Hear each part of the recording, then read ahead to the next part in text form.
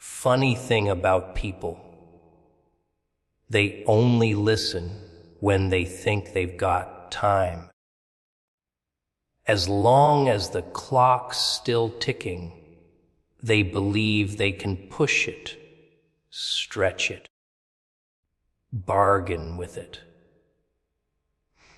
But what happens when there's no more tomorrow to hide behind? When every breath feels heavier because it could be the last? That's when the noise in their head gets real quiet, and the words they've been ignoring start screaming. It's not a warning anymore. It's desperation, clawing at the edges of your mind, trying to pull you towards something before the door slams shut forever. Time, time's a slippery little thing. Everyone thinks they've got a pocket full of it, jingling around like loose change they can spend whenever they feel like it. They stroll through their days, wasting minutes like candy wrappers, never realizing each one was worth more than gold. But here's the punchline. When the pile's running low, you can't buy more. No deals, no favors, no sweet, talking your way into another sunrise. And when that moment comes, when you finally feel the cold breath of the clock on your neck, you realize time was never your friend. It's been stalking you from the start. People love to say, "I'll do it tomorrow."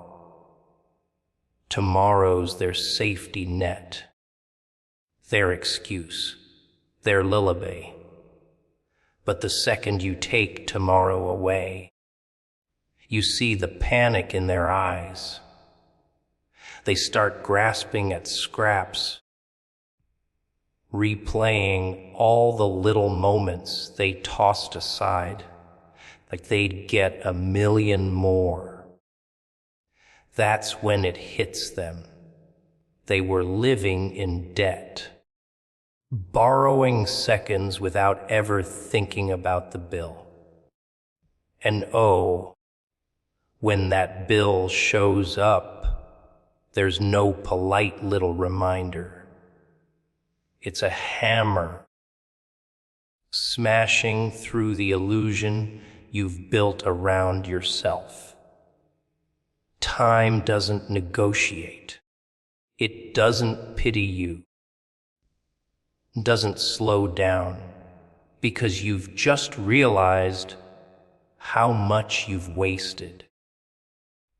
It doesn't care if you're ready, if you've made peace, if you've tied up all those messy loose ends in your life. When it's done with you, it's done. And here's the cruel part. It never tells you the deadline. It lets you wander in the dark, guessing, hoping, pretending you've got years left when maybe you've only got hours. It's funny how brave people are when they think they've got time. They postpone. They ignore the voice telling them to act. But the instant they believe the clock's about to run out, they move. Not because they suddenly care more, but because fear sharpens the edges of reality. The colors get brighter, the air gets heavier, every second starts to taste different. You can feel the weight of each heartbeat, like it's pounding out the final seconds of a countdown you can't hear, but somehow you know it's there. And the thing is, time doesn't shout. It doesn't need to. It just keeps walking, step by step, closer and closer, until you can feel it standing right behind you. Most people never even turn around to look. They're too busy convincing themselves they've got one more day, one more hour, one more chance. But deep down, they know. They've always known. Regret. Now that's a fascinating little poison. It doesn't kill you all at once. No, that'd be too merciful. It drips into you, slow and steady, until it's swimming in your blood. You don't notice it at first. You laugh, you talk, you keep moving, but somewhere inside, the sting has already begun. And the best part, you brood it yourself. Every choice you didn't make, every word you swallowed, every chance you let slip through your fingers, those are the ingredients. You're the chef and the customer, serving yourself the bitterest dish on the menu. It's strange how people like to imagine regret as something far off, like a bad storm on the horizon they'll never actually walk into. But regret doesn't come with thunder and lightning. It sneaks in quietly, curling up in the corners of your mind, waiting for the right moment to sink its teeth in. Maybe it's when you're alone in the dark. Maybe it's when you see someone living the life you could have had if you just acted. Or maybe it's when you hear that door slam shut for the last time, and you realize you never get the chance to open it again. People think they can live without regret if they just play it safe. Safety, the most dangerous little lie you can tell yourself. Because safety isn't living, it's hiding. And when you hide, life goes on without you. You wake up one day, and all the roads you could have taken are gone, replaced by walls you built with your own 2 hands.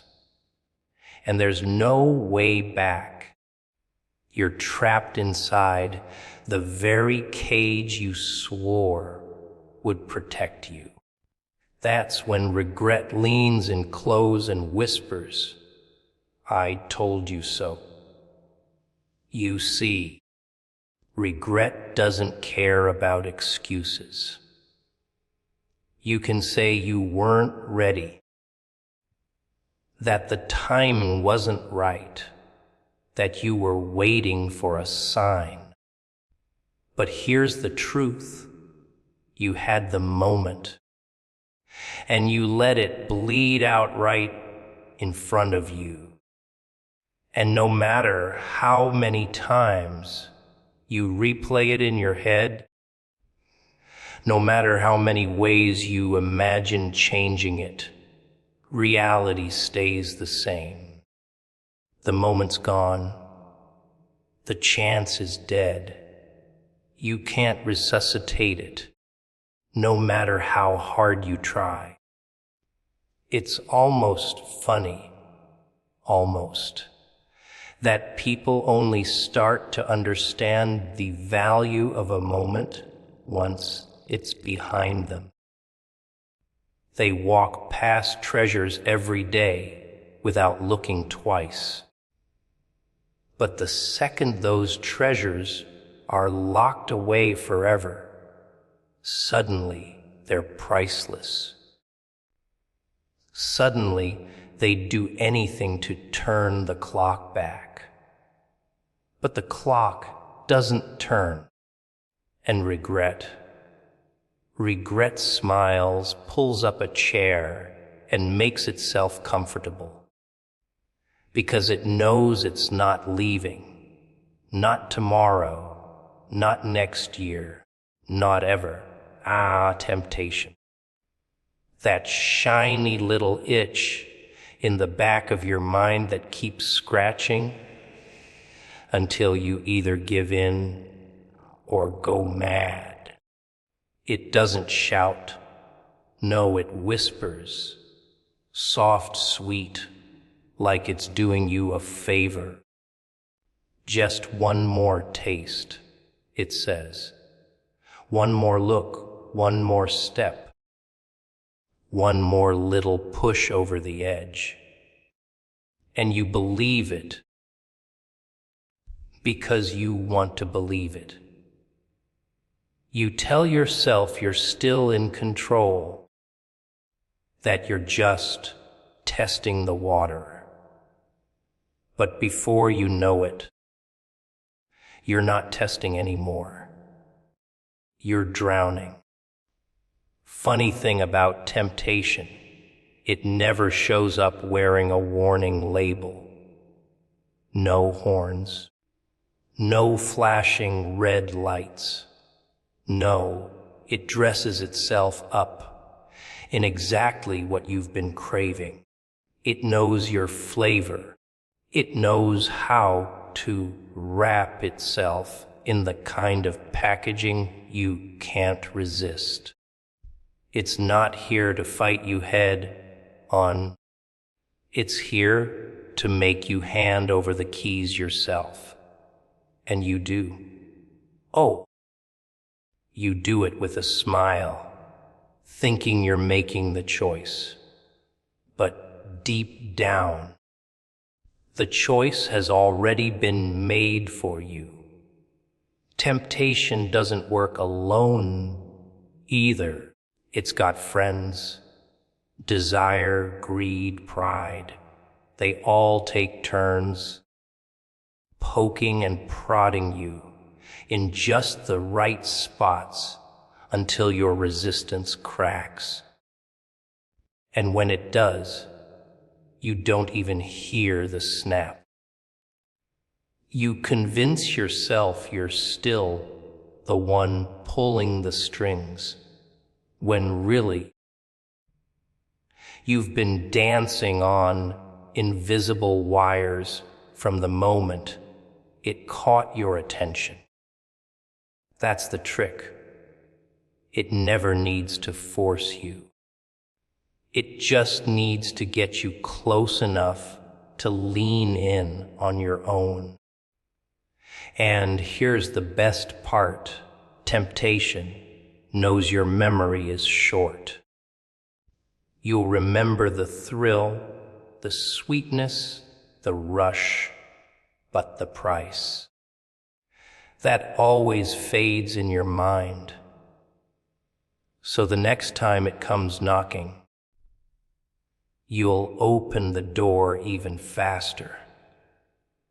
You'll forget the mess it left behind last time, the scars it carved into you. You'll forget the sinking feeling in your gut when you realized you traded something priceless for something worthless. And temptation will smile because it's counting on that forgetfulness. It feeds on it. It's not always about doing something wrong either. Sometimes temptation is just about taking the easy road instead of the right one. You tell yourself it's harmless. You tell yourself it's temporary. You tell yourself you'll make it up later. But later has a nasty habit of turning into never. And before you know it, you've built your whole life on shortcuts, on compromises, on little, just this once, moments that stack up until you can't see the ground beneath you anymore.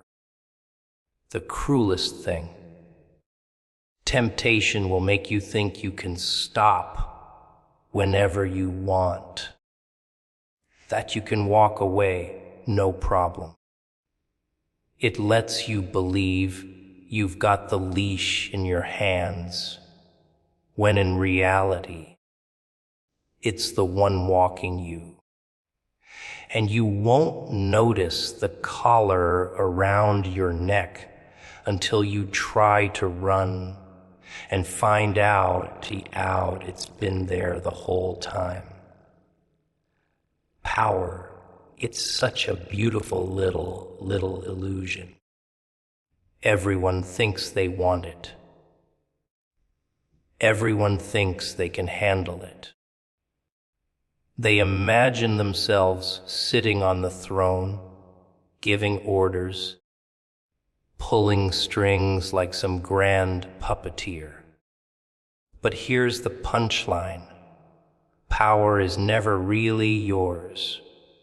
Oh no, it's borrowed, rented, dangled in front of you like a treat. And the moment you start thinking you own it, that's when it slips right out of your fingers. See, power doesn't change you. It just takes off the mask. It shows the world what you've been hiding all along. That little bit of greed, that thirst for control, that desperate need to be seen, respected, feared. Power shines a spotlight on it and says, go ahead, show them who you really are. And you will. Not because you're forced, but because deep down, you've been waiting for the permission. The funny thing is, power isn't just about ruling over others. Sometimes it's about knowing you can break someone without lifting a finger. Just a word, a glance, a silence held a little too long, and suddenly, they're dancing exactly how you want them to. It's intoxicating, isn't it? That rush of knowing the room shifts when you enter, that conversations pause, that people adjust themselves in your presence. But here's the trick. It's not respect they're giving you. It's fear. And fear is a currency that burns fast. Now, people with real power, they don't shout. They don't need to. They whisper. And the world bends closer to hear. They know that the loudest person in the room is usually the weakest. True control comes from not showing your full hand, from making others wonder just how far your reach goes. Let them guess. Let them imagine you've got eyes everywhere, ears in every corner. Their paranoia will do half your work for you. But there's a cost. Oh yes, there's always a cost. The higher you climb, the more the air thins. Friends become liabilities. Trust turns into a dangerous gamble. Every smile hides a knife, and you start looking over your shoulder, because deep down, you know someone out there wants the same power you've got, and they're willing to do to you exactly what you did to get here. The hunter becomes the hunted, and the cruelest joke. The more power you have, the more you realize how fragile it is. One bad move, one misplaced word, one moment of weakness, and the whole tower you've built comes crashing down. You can spend years building it and lose it in seconds. That's the secret most people can't stomach. Power isn't about holding on forever. It's about knowing how to use it before it uses you. Loyalty people like to dress it up, make it sound noble, pure, unshakable. They throw the word around like it's a badge of honor, like it means something permanent. But the truth, loyalty is just another kind of transaction. It's not carved in stone. It's written in chalk, and the rain is always coming. People aren't loyal to you. They're loyal to what you give them. Security, validation, opportunity, maybe a little slice of the dream they could never build on their own. They're loyal to how you make them feel. And the moment those feelings change, so does their loyalty. Watch closely. You'll see it in their eyes before it happens. That flicker, that hesitation, that subtle pause before they say your name. It's the moment they start calculating whether you're still worth the trouble. And here's the beauty of it. Everyone swears they'll never betray you, right up until the moment they do. Sometimes it's loud, dramatic, knives out betrayal, but most of the time, it's quieter, softer. They just stop showing up the same way. Their yes starts to sound less certain. They start keeping little secrets. And then one day they're gone. Not because they hated you, but because they found a better deal. Oh, and don't think for a second that you're different, that you're above it. You've done it too. We all have. You've smiled at someone while your mind was already halfway out the door. You've promised forever and meant it for about 5 minutes. It's not evil, it's survival. Loyalty is easy when the sun's shining. The real test comes in the storm. But that's where the game gets interesting. If you understand what really drives people, you can shape their loyalty. not with grand speeches or empty promises, but with leverage. Make it costly for them to leave. Make it dangerous to turn their back. Give them just enough to feel indebted, but not enough to feel free. And always make sure they believe walking away would hurt them more than staying. Still, you can't hold everyone forever. Some will slip through your fingers, no matter how tight you grip. Some will smile as they twist the knife.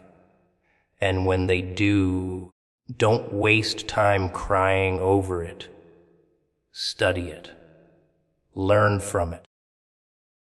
Figure out what they saw that made them think they could win without you.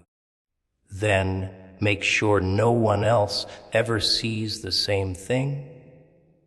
Because in the end, loyalty isn't about trust. It's about alignment. As long as their path runs parallel to yours, they'll stick around. The moment those paths start to split, they'll choose themselves every time. And maybe that's the most important thing to remember. You're not keeping people loyal to you. You're keeping them loyal